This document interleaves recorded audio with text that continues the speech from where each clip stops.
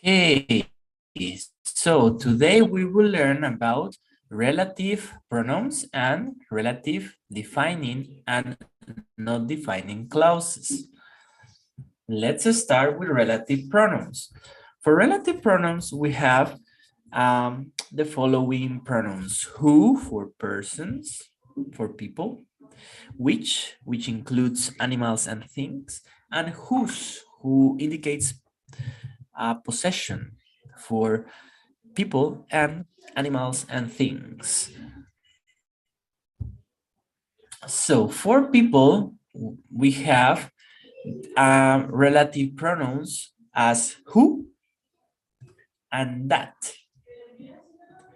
We also have whom and that, which indicates object, and possession, we have whose.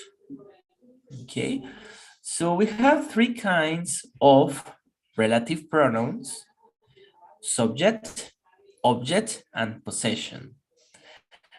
With subject, they go before the verb and cannot be omitted. For example, who and that. That's the man who stole the money. Before the verb, that's with subject. With object, they go before the subject and then we have the verb. And we can omit them. We need to find people we can trust. Or we can say we need to find people who or whom or that we can trust. Necesitamos encontrar personas en quien podamos confiar, que podamos confiar. Whom has a quality. It's very, very formal, only for scriptures and government talks, but it's not very common in a regular conversation. Then we have possession. Possession relative pronouns goes after the subject, which is the owner of the action or the object, and cannot be omitted. Example, whose. This is the story of a man whose ideas saved lots of lives. Indicates possession. So basically we have three ways to use relative pronouns.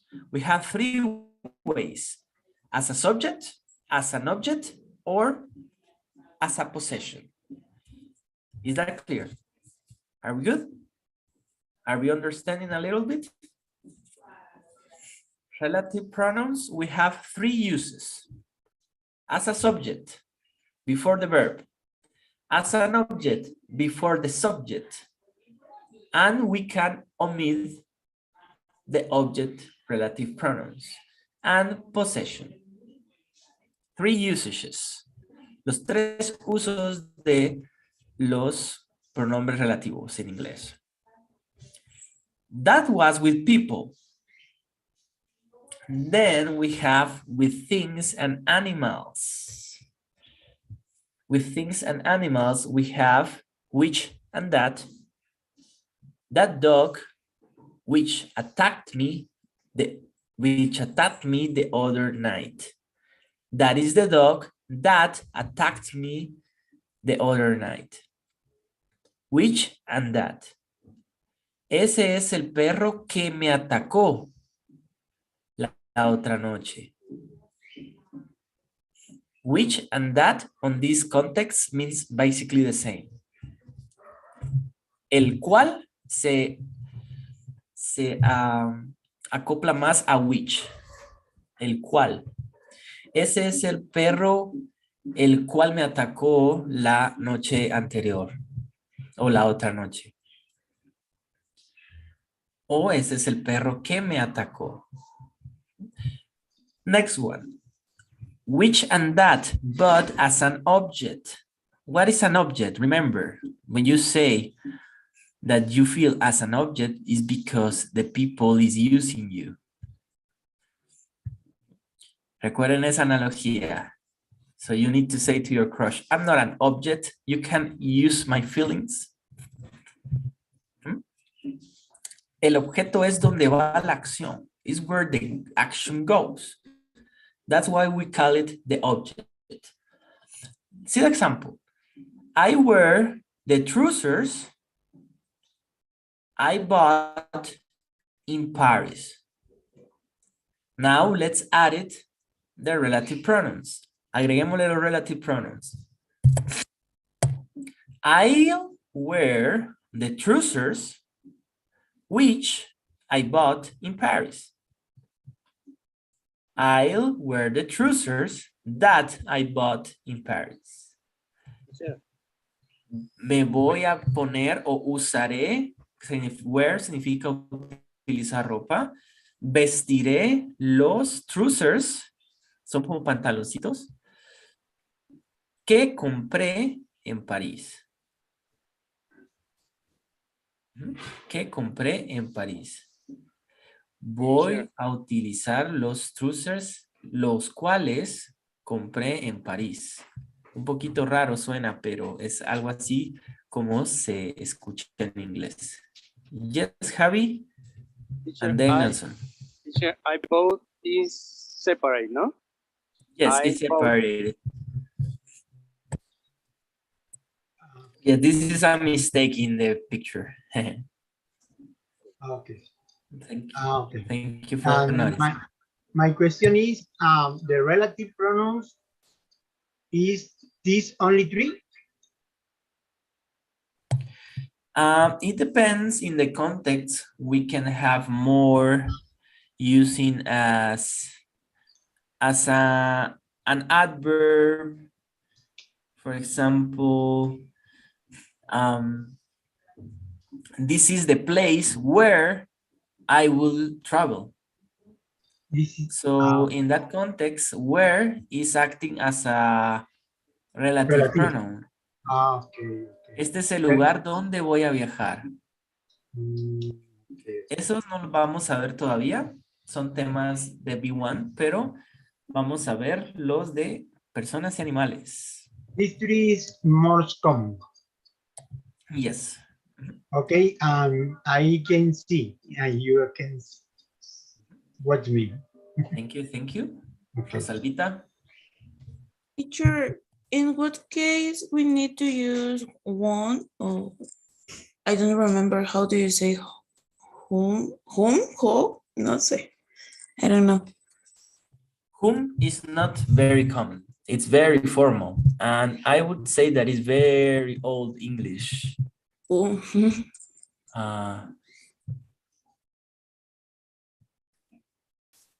In Spanish, you say, ese es el chico que me gusta. No dices, este es el chico del cual yo estoy enamorada. Oh. No decimos eso, ¿verdad?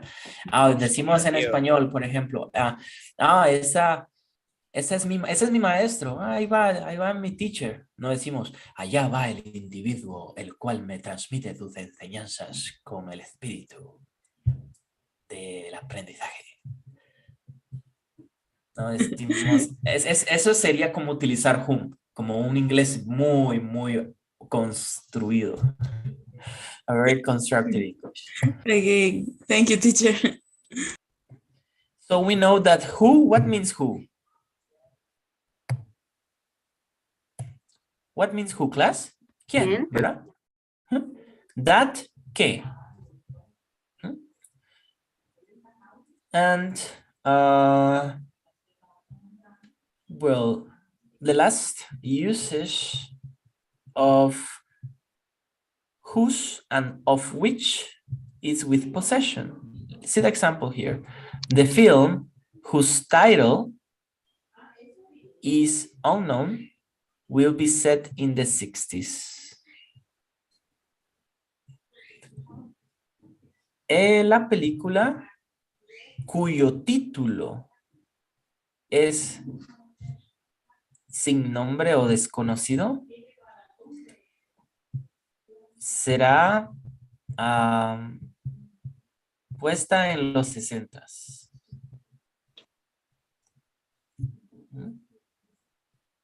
Or we can use of which.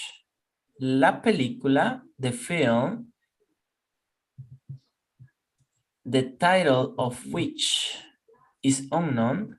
La película cuyo título es desconocido se pondrá en los 60. Tenemos acá más cerca los de personas. Only who, that, whom, which is very old, and whose to indicate possession. We have three ways to use the relative pronouns: subject, object, and possession. Subject is when the relative pronoun is explaining who is the subject. Para eso nos sirven los relative pronouns, para explicar y dar más detalles en la oración de quién estamos hablando. For example, that's the man who stole the money. You are giving details about this man. So we can, if we have two men, we can know the difference between them, right? Para que podamos saber la diferencia. Los relative pronouns ayudan a especificar detalles de un animal, de un objeto, de una situación, ¿sí? Then object, we need to find people. People what? What is the object? ¿Para qué lo vamos a utilizar? Who we can trust. And possession, which indicates something that belongs to you. Julian, you got a question? Yes, but I think most later. Como más adelante creo que vamos a llegar a la pregunta de of which, entonces por eso bajé la mano. This one? Things and animals we use. We don't use who, right? Because they are animals or objects. We use which and that. That is for person and animal and object. And the same as an subject, as an object and possession, the same usages. That is the dog, which attacked me the other night. So in the neighborhood, there is a lot of dogs, right? But what is the difference between that dog and the rest of the dogs? That dog is the dog that attacked you the other night. Is specifying. I wear the trousers I bought in Paris. That's for object. And possession, the film whose title is unknown will be set in the 60s. La película cuyo título es desconocido se pondrá en los 60s. O of which la película de cuyo título es desconocido se pondrá en los 60s. Yes, Julian. This is my time. Okay, so my question is in the order for the sentence use of which or whose. I understand. So whose use last of the noun. In this case, title. Yes, but of which is after the noun, title. the title of which is correct.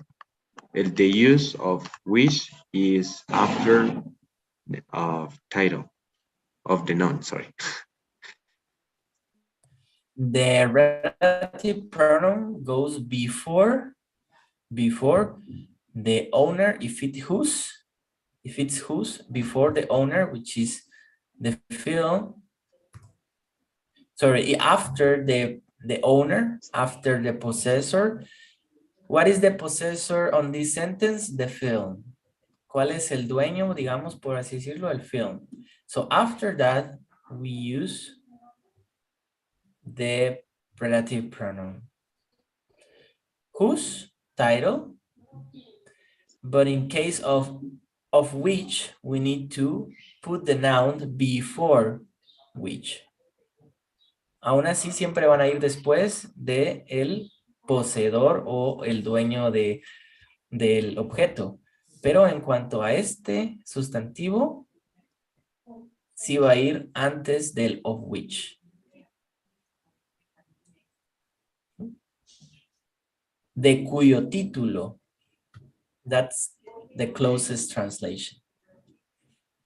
Is that clear? Whose is cuyo título. Cuyo título. Ok, y of which sería del cual. Yes.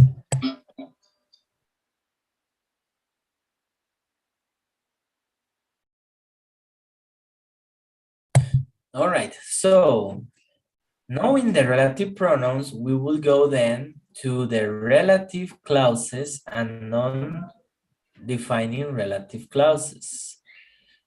Defining clauses versus non-defining relative clauses. What is the purpose of these clauses? Is that we can give details and describe the action, the animal, the object, the person we are talking about during the conversation. So we have defining and non-defining clauses. We will learn the difference of them. Let's read first what is a defining clause, defining relative clause. Please read the slide, Angie.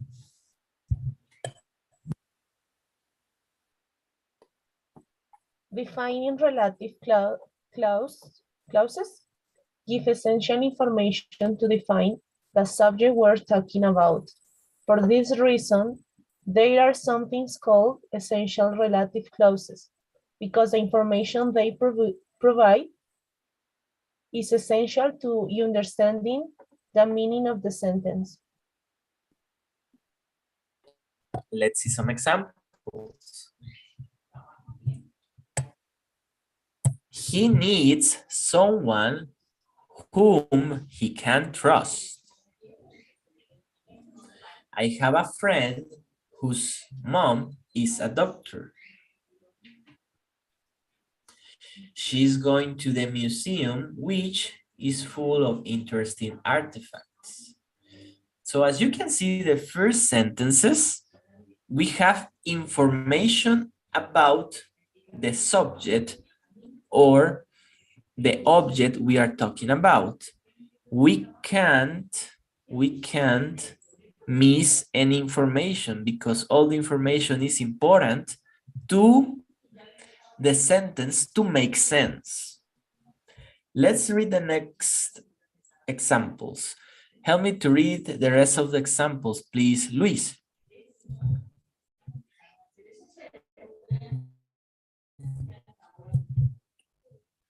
Please read the rest of the examples. Let's go to a theme park where there are lots of roller coasters. I like to sit in a garden or in a garden when it's sunny. Cats are animals that have soft fur and sharp claws. So as you can see, we have another kind of relative pronouns depending in the context. We have relative pronouns of place, of location, where, time, when, and reason, why. And we need all this information for the sentence to make sense. Defining clauses. Please help me to read one of the characteristics of these defining clauses. Jason, no commas. Necessary information essential to distinguish which being a person we are talking about.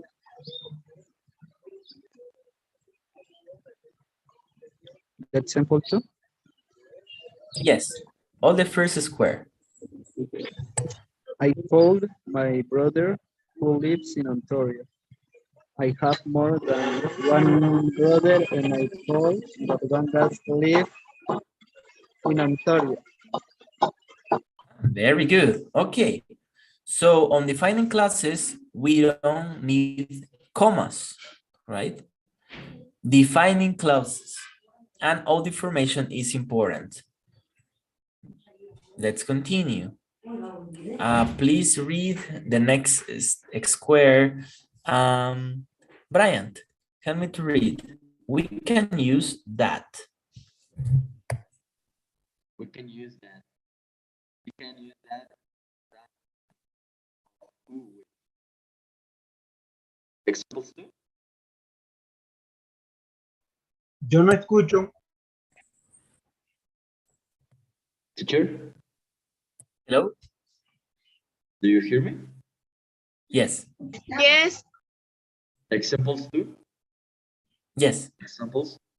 That's the mug which that I bought in Paris. I didn't know the man that. Very good. And defining clauses, we use that. But in non-defining clauses, we don't use that. That. Next one, please help me to read, Fernando, the complete definition and examples. We can omit who, which, that when they are followed by subject plus verb. Do you like the sun? Which, that I grow. That's the man who, that I like.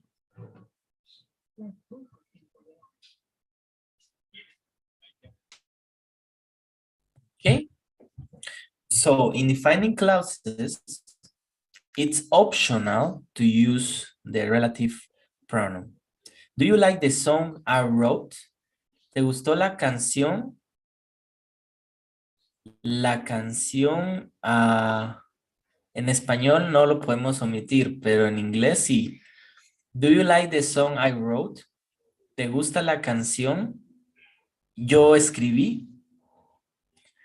En español no se puede omitir, pero en inglés sí. That's the man I like. I can use the relative pronoun. That's the man who I like. That's the man that I like. Do you like the song which I wrote? Do you like the song that I wrote? Y esto lo van a entender ahorita que miremos las non-defining clauses. ¿Sí?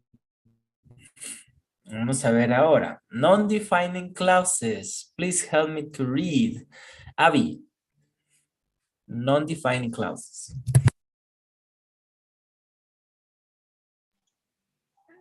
¿Todo?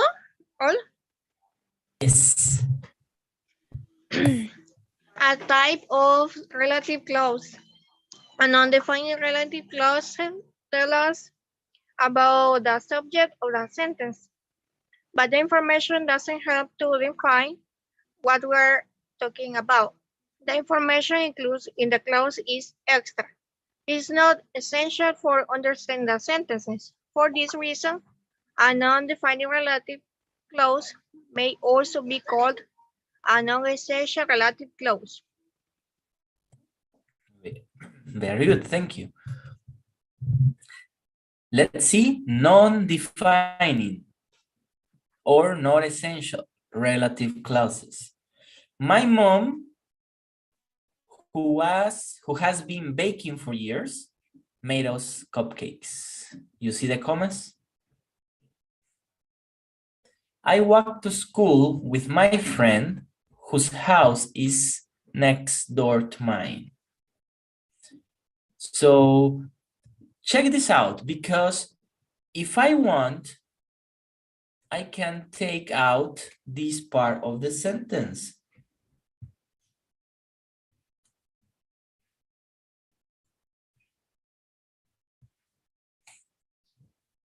My mom made us cupcakes. That sentence makes sense, right? I walked to school with my friend. That sentence makes sense, right? So the non-defining clause, that's why it's not essential. No es tan necesaria porque la información que damos es extra. Mi mamá, quien ha horneado por años, nos hizo cupcakes. Pero esto yo lo estoy diciendo porque yo quiero, no porque me lo preguntaron. En este caso, por eso le llamamos información extra, porque yo puedo decir una oración sin esta frase y tiene sentido. Let's see the other examples. Please help me to read Fernanda. Next example, this one, and this one. Okay, my friend, whom I've known for years, come to my house today. The library, which is full of books, is my favorite place to go. The leisure center where I go swimming is just across town. Very good. So pay attention to this detail. If I want, I can take out this phrase, and this phrase, and the sentence still have sense. My friend came to my house today. Make sense? Yes. The library is my favorite place to go. Make sense? The leisure center is just across the town. Huh? But the non-defining clause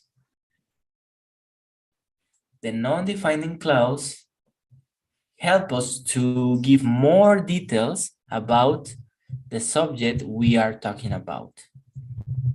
The subject, the place, the animal, the object, etc.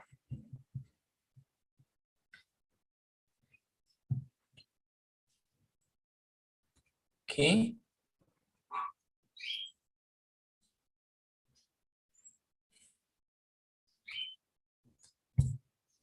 Now let's go to the comparison. Defining and non-defining clauses. Defining, no commas. Non-defining, between commas. Yeah. Defining is necessary information. I call my brother who lives in Ontario. It's very important information. And here is the context. I have two brothers or many brothers, so I really need to specify which brother I call.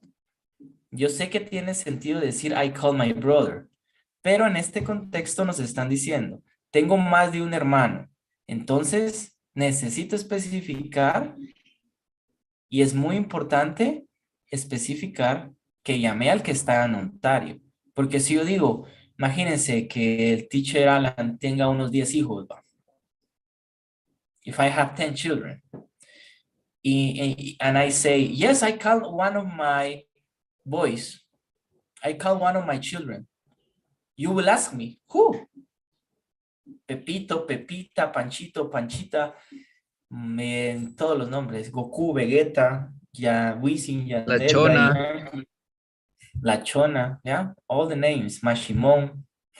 So that's why we need to specify with defining clauses, and we cannot miss that information. Is that clear? ¿Sí? Si usted tiene un montón de hermanos y le dicen, llame a mi hermano, tengo que especificar el mayor, el menor, ¿verdad? Por eso acá no tiene sentido solo decir, I call my brother. No tiene sentido, solo eso. Porque yo tengo un montón de hermanos. Aquí lo explica, ¿sí?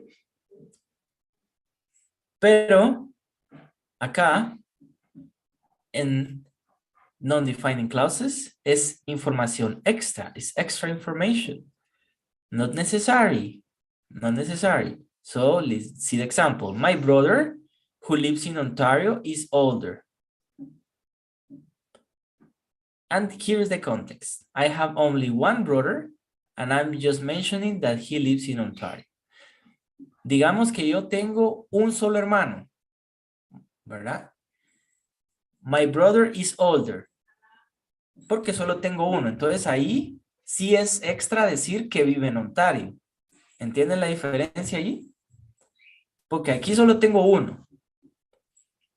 Mi hermano Hernán, digamos, ¿verdad? Hernán es mi hermano. My brother is older. But if I want, I can add a non-defining clause. My brother who lives in Colombia is older. Ahí ya le agregué más ingredientes a la sopa. ¿Sí?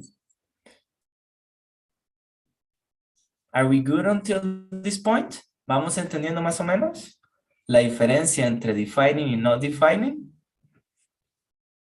Let's see. And with defining, we can use that. We can use that. But with non-defining, we cannot use that instead of who or which. No se escucha, no es gramaticalmente correcto decir, my brother that lives in Ontario is older. It's not grammatically correct. But in defining clauses, we can use which or that. Recuerden que that es para personas y animales, pero solo lo usamos, y para objetos, pero solo lo usamos con defining clauses. See this example. That's the mug that I bought in Paris. Sounds good. Which or that are correct. I didn't know the man that was there. Yeah. And as you can see, I cannot miss any information here. That's the mug.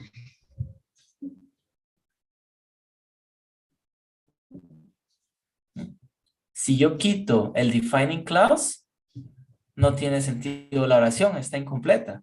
I didn't know the man.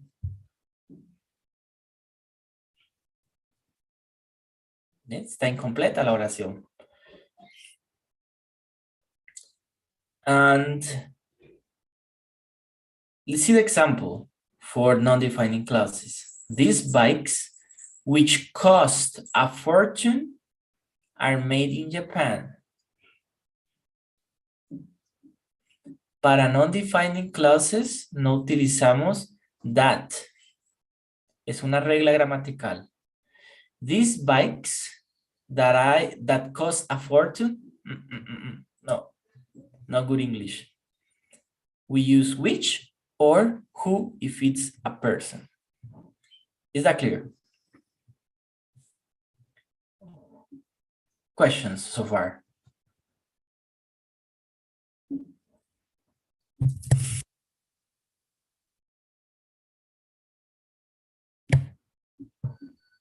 It's the same.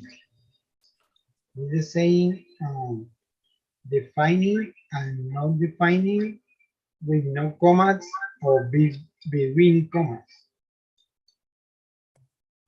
With not necessary information, additional information. For example, in defining clauses, podemos omitir los relative pronouns. Por ejemplo, do you like the song I wrote? That's the man I like. Y la oración tiene sentido. Pero en non-defining relative clauses or not essential relative clauses, we cannot omit the relative pronoun. They introduced me to John, who I liked immediately. They introduced me to John, I like immediately. No se escucha bien. En non-defining clauses siempre vamos a tener un relative pronoun because we cannot omit them. Acá en not defining no los podemos omitir. En defining clauses sí los podemos omitir. Eric? Questions so far?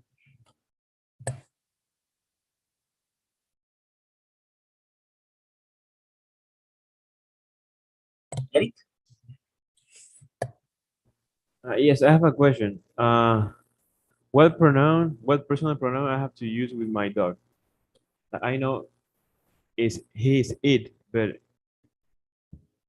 uno no dice ese, bueno, eso al perro, right? No le dice él. You can use which or that. Which or that. Thank you. Come.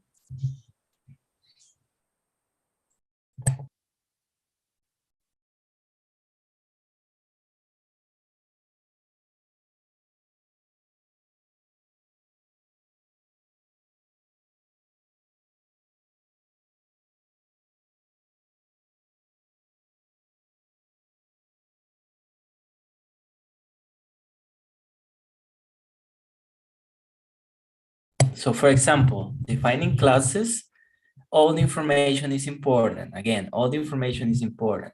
He needs someone who he can trust. Podemos omitir el relative pronoun. He needs someone he can trust.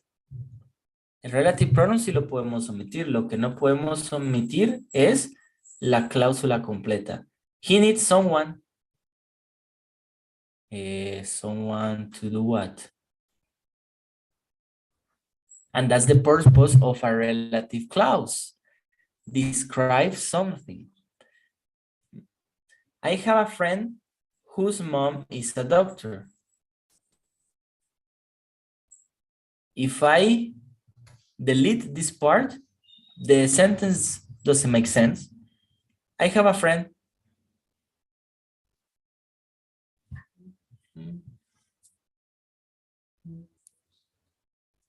I have a friend. Oh, good for you. So I have a friend whose mom is a doctor. Oh, that's different.